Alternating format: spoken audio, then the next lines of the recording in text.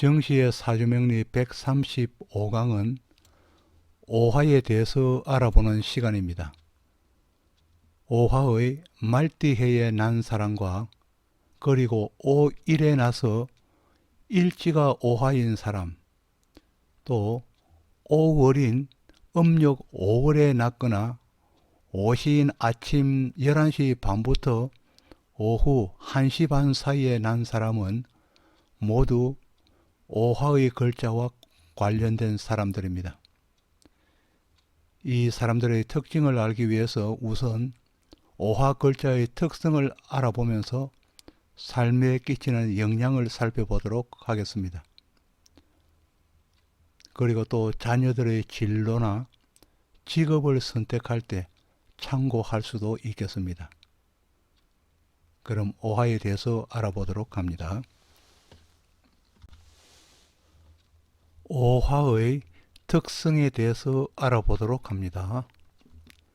이 오화는 육양의 사화를 지나서 하나가 시생한 일오양인 양의 영역에 있으면서 음의 지지입니다. 그리고 오화의 방향은 정남쪽이며 정남이며 시간대로는 11시 반부터 오후 1시 반, 즉 13시 반 사이로서 한낮을 가리킵니다. 그리고 또 오화는 천간으로는 정화로서 냉열인 별빛과 달빛을 나타내기도 하고 또 용광로의 맹열을 나타내기도 하여서 태양을 제외한 모든 빛과 열을 정화로 나타내게 됩니다. 또 오화는 양의 영역에 있는 음화로서 한낮을 나타내고 지장간 내의 병화와 정화 모두를 품고 있기에 실제로 가장 강한 화기이기에 무엇이든지 이룰 수 있는 지지가 되겠습니다. 지지입니다. 사주 내에 재화인 금만 있다면은, 건기만 있다면은 부자가 될 바탕이 되어 있다고 하겠습니다. 삼명통에서는 이 오화를 오위봉후라 하여서 봉화대에 연기가 피어서 소식을 전달하는 전달자의 의미로서 항시 새로운 소식을 전해주는 전령사를 나타내고 또 오화의 나타내어서 오화의 주위에는 많은 사람이 모이게 됩니다. 또 한편 봉화대는 하늘의 제를 지내는 제단을 상징하여서 신앙심을 나타내기도 합니다. 이 오화를 동물로는 말과 그리고 사슴을 가리킵니다. 말과 사슴은 초식 동물입니다. 사슴은 되새김하는 기능으로서 위가 여러 개로서 몸이 무겁지만은 말은 위가 하나이기에 되새김하지는 못하지만은 몸의 무게는 줄일 수 있어서 잘 달릴 수 있는 조건을 가진 동물입니다. 그리고 또 사주에 오의 자가 2개 이상으로서 자형사를 이루면은 사슴이 한꺼번에 무리진 모양과 같아서 사슴끼리의 투쟁이 나타날 적에는 온 계곡이 피로 물들 정도로 싸운다고 하였습니다. 이와 같이 육친에 해당하는 오오 자형살의 피해는 생각 밖으로 크게 나타납니다. 오화의 사람은 화기이기 때문에 성격이 화끈하고 불같은 사람입니다. 또 화기는 혀에 해당하여서 대부분 말이 많으면서도 말을 잘 하는 사람입니다. 또 오화의 사람이 말을 할 때는 거짓을 말하거나 과장하여 말하지는 않습니다. 이와 같이 거짓이 없는 사람으로서 순수한 사람이기는 하지만은 여과 없이 말을 하기 때문에 불리할 때도 있습니다. 오화는 자제해야 할 내용의 말도 여과 없이 재빨리 나오기 때문에 말로서 심한 구설수를 일으키게 되고 이는 심한 언쟁을 유발하기도 합니다. 이 오화의 말은 서서 잠을 자는 동물로서 출발할 준비가 항상 준비되어 있는 것으로 보아 무엇을 할 때는 망설임이 없이 금방 시작합니다. 또 오화의 말은 항상 서서 있기 때문에 경계심이 많은 것으로 비유하기도 하며 무엇이든 빨리 하고픈 조급증과 그리고 욕심과 집요한 집착성이 강한 사람을 나타내기도 합니다. 또 오화를 가진 사람은 욕심과 집착력이 남다르기 때문에 목표 지향성이 강한 사람으로서 사랑을 하든 사업이든 농사일이든 무엇을 배우는 것이든 시험을 치는 것이든 한번 마음을 먹으면은 해내고야만 하는 성격의 사람이 많습니다. 오화는 하늘이 주는 복과 또 다른 복, 즉 인체의 배를 나타냅니다. 복은 두 가지를 나타낸다는 것입니다. 하늘이 주는 복으로는 천복성을 나타낼 때, 복으로서 천복성을 나타낼 때는 조상이 쌓아둔 선업으로 인해서 천우신조의 공이 많은 후덕한 사람을 나타내고 덕이 많은 사람을 나타내고 또 인체의 부여, 즉 사람의 배의 복을 나타낼 때는 수술수를 의미합니다. 오화의 자가 사주에 있고 자수나 오화나 묘의 자가 운에서 오면은 배를 수술하는 수술수가 있을 수 있습니다. 오화는 분기점의 정점인 정남에 와 있을 때입니다.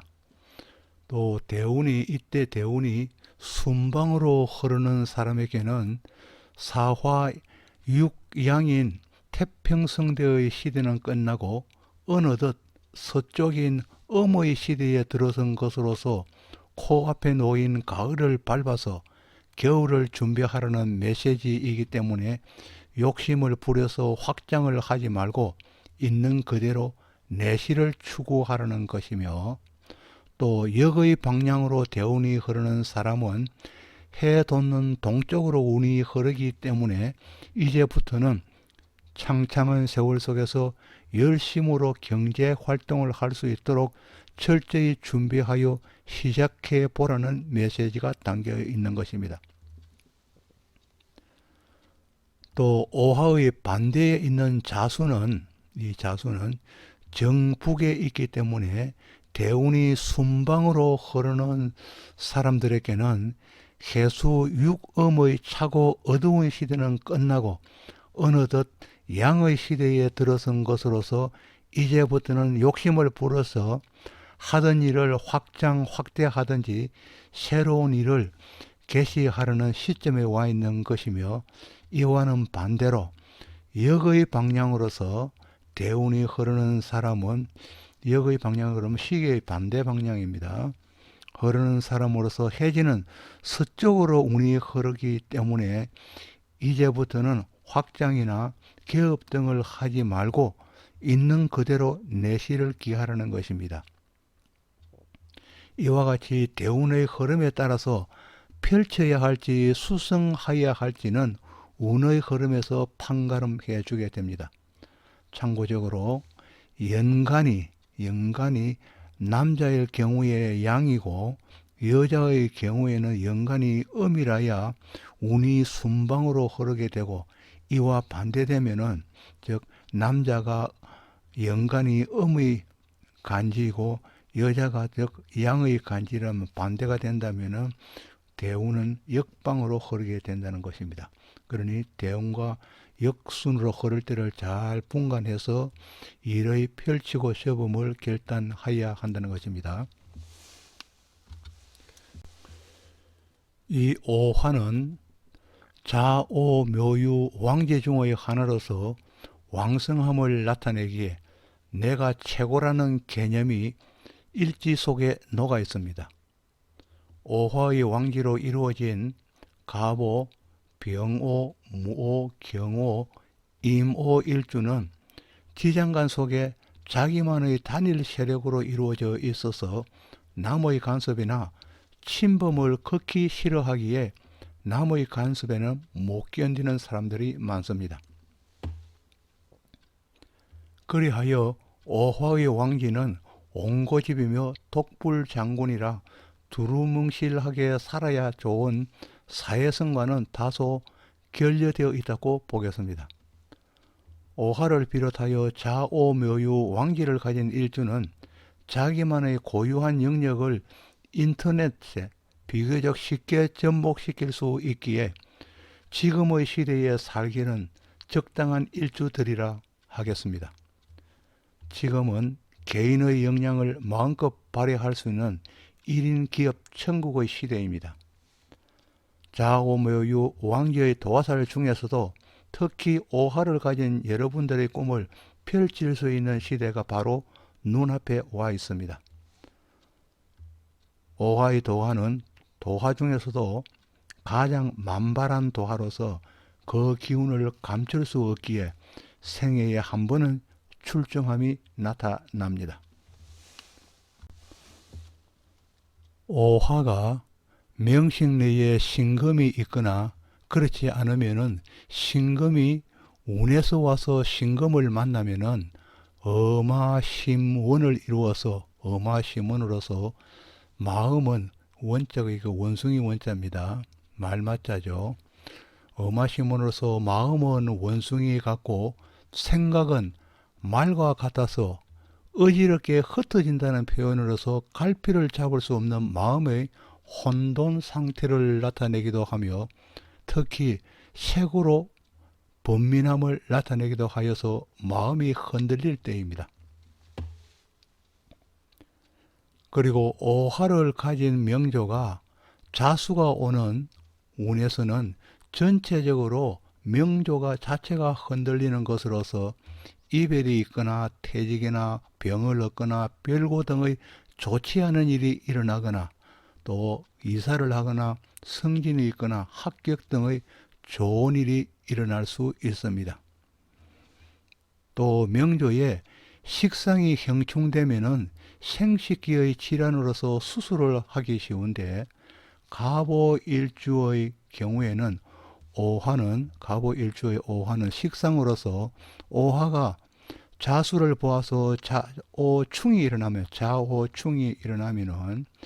남자의 경우에는 배에 수술수가 있기도 하고 또 여명의 경우에는 자수의 힘이 약할 때는 자궁 수술을 해야 할 일이 있을 수 있고 그 반대로 오화가 약할 때는 유방 쪽에 수술을 해야 할 일이 있을 수 있습니다.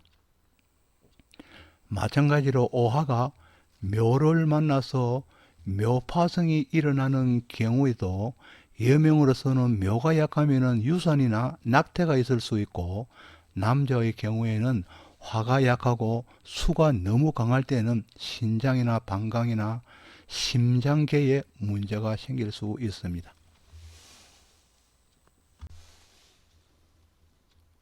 돼지띠, 토끼띠, 양띠의 사람이 사화의 지지를 가지면서 오화의 운을 맞으면은 오래 묵고 해결되지 않았던 일들이 해결의 기미를 보이게 된다고 했습니다. 이와 같은 것으로서 범띠나 말띠나 개띠의 경우에는 신금을 가지고 유금이 오는 운이며 뱀띠나 닭띠나 소띠는 해수를 가지면서 자운이 오는 즉 경자년 올해가 되겠죠. 자운이 오는 경우이고 원숭이띠, 쥐띠, 용띠의 경우는 인목을 가지면서 묘운이 올 때가 즉 오래 묵고 해결되지 않았던 일들이 해결의 기미를 보이게 되는 운이 될 것이라는 것입니다.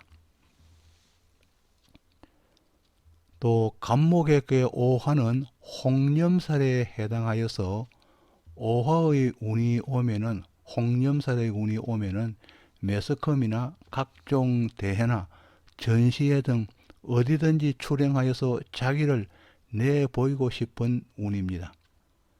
또 을목에게 오화는 문창기인과 학당기인으로서 공부를 하여서 교육계의 직업을 택한다면 훌륭한 성과를 낼 수 있습니다.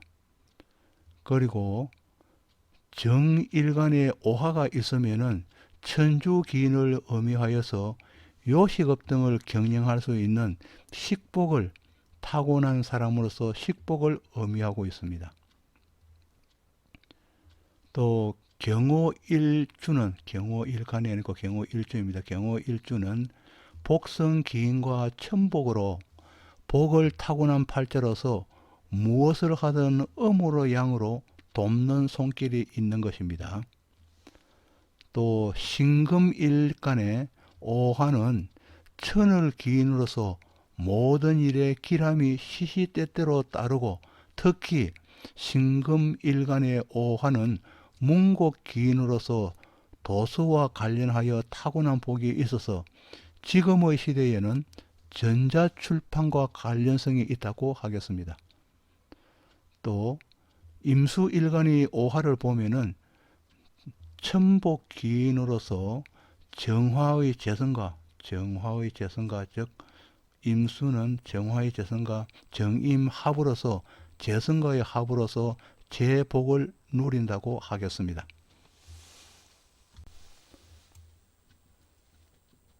정시의 사주명리 135강으로 지금까지 오화가 가지는 여러 가지 의미를 알아보았습니다.